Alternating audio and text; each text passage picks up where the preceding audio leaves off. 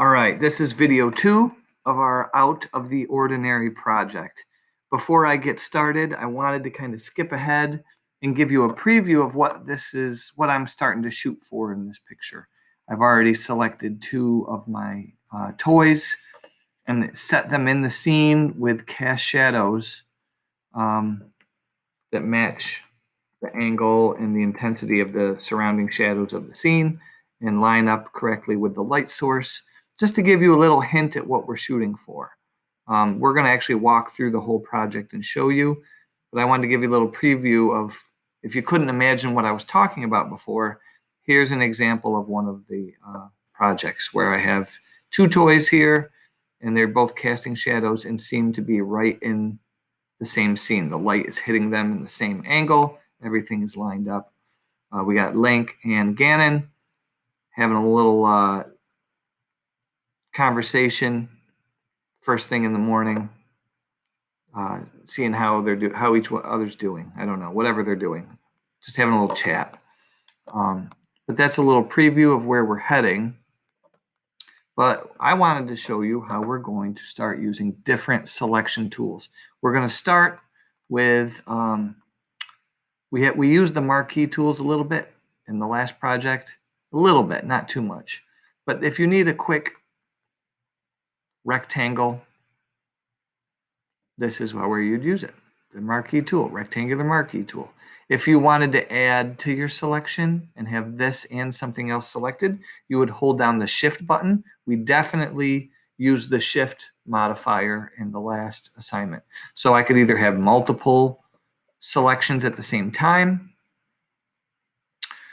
or they could be connected. I hold down shift and it makes a plus sign, and when I drag, it adds to each of the selections. So you can make complicated rectangular selections, and we can fill them, delete, colorize, whatever we want to do within that selection. If I held down the Alt button, you could carve out shapes. I could do it, hold down Alt and drag. You can cut out shapes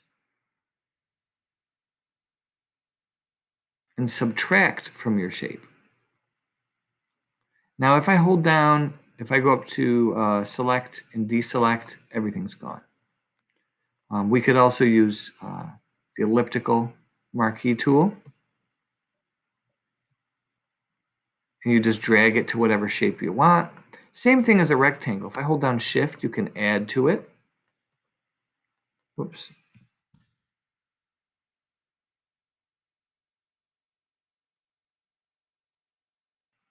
If I hold down Alt, you can subtract from your selections.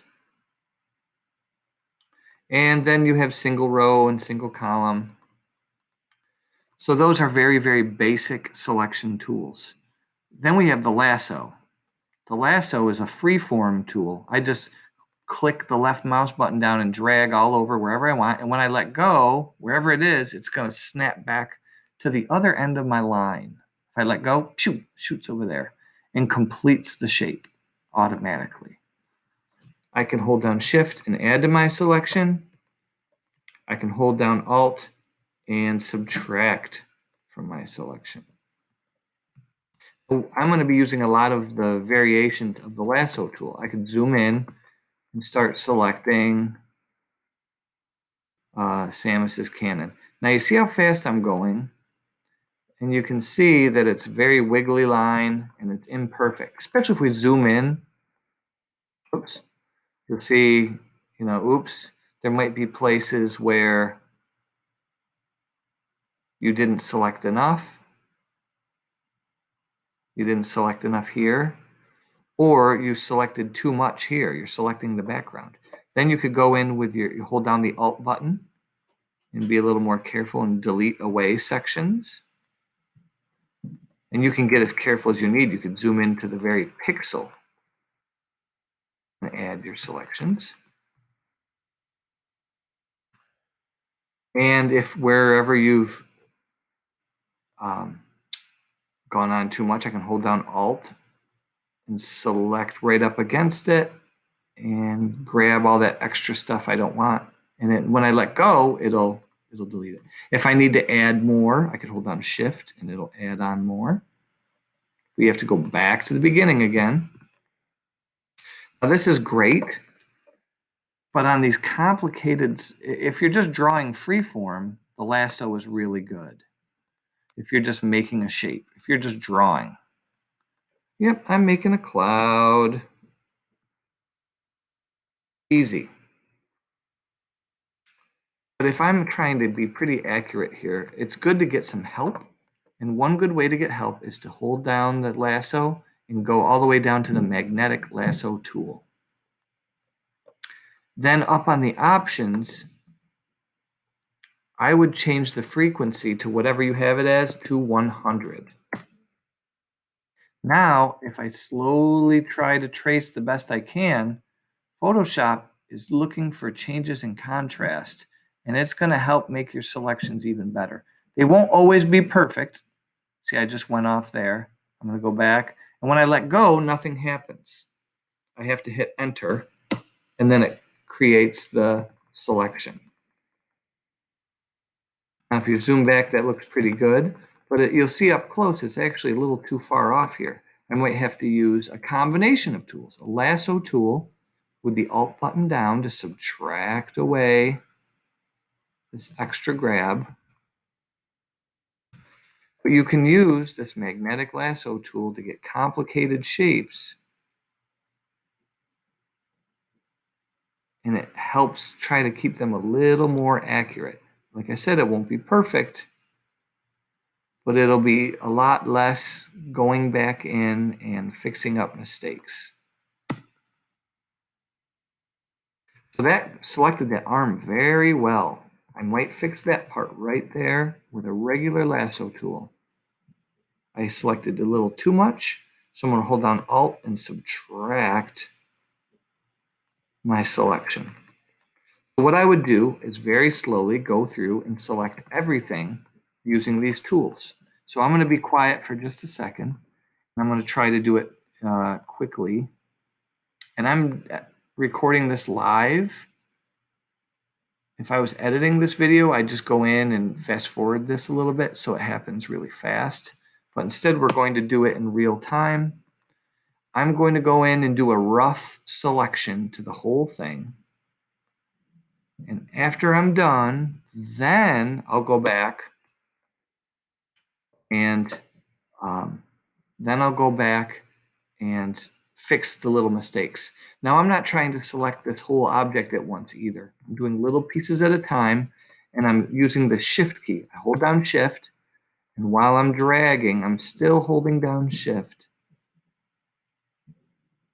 And then I go back to about the beginning and let go of everything, hit Enter, and it adds to the selection.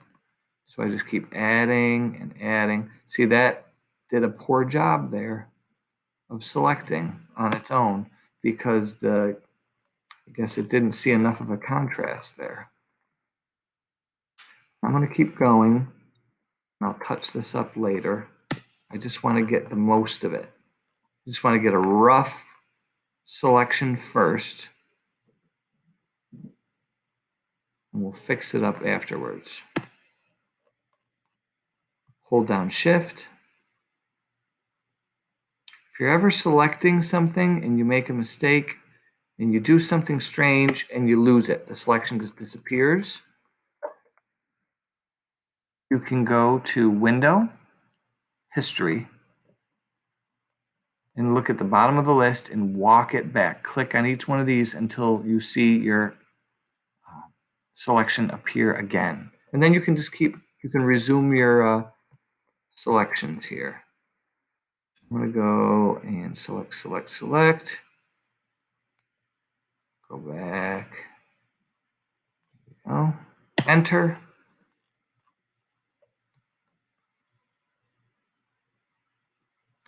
Doing the legs.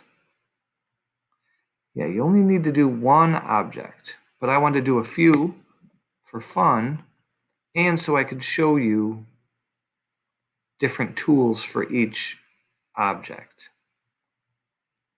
and different techniques. This one is a lot of curvy lines,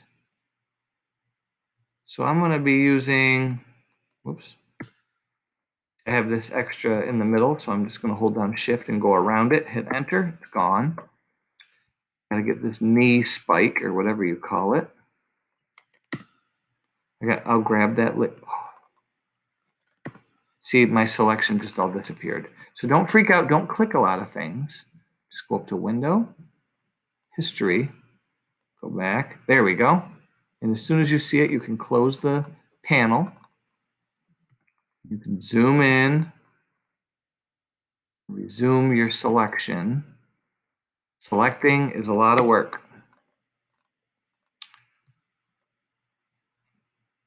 Some objects are easier to select than others. It also all depends on what you have behind it. If you're selecting a dark object that is sitting in front of something that is also dark, it's going to make your life more difficult. All right, we're almost done with our rough selection. This part's pretty easy because it's a dark foot in front of light snow. Pretty light. You got some mid-gray shadows here.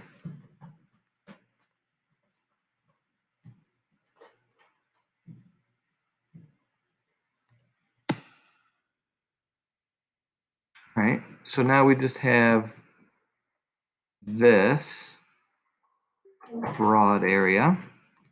Enter. And now we just have to do the front.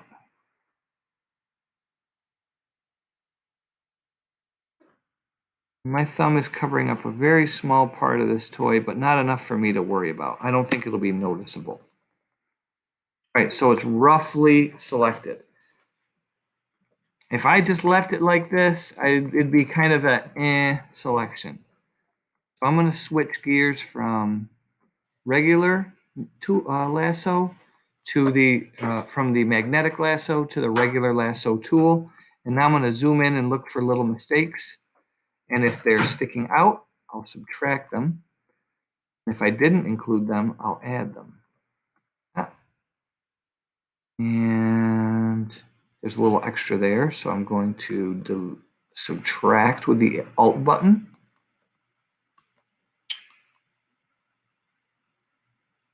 And we're missing a piece there, so I'm going to add that with the Shift. There we go.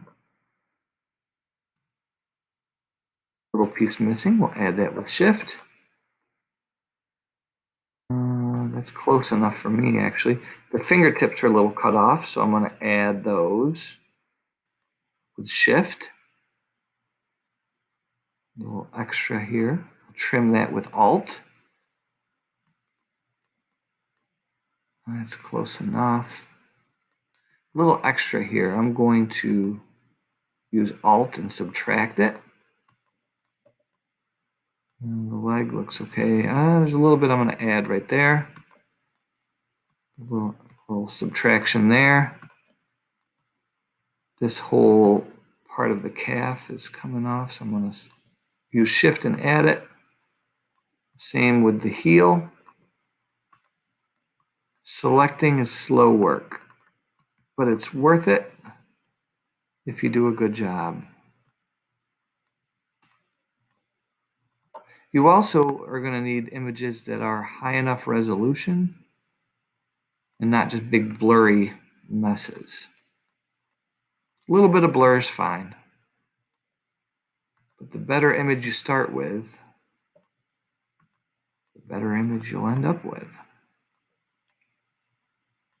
All right, this is probably good enough.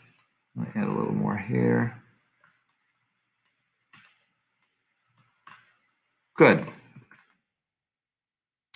I use it now, just to be safe, you can go up to Select, Save Selection. If you're worried about losing it, and you could save it under a channel and hit OK, and then save the file.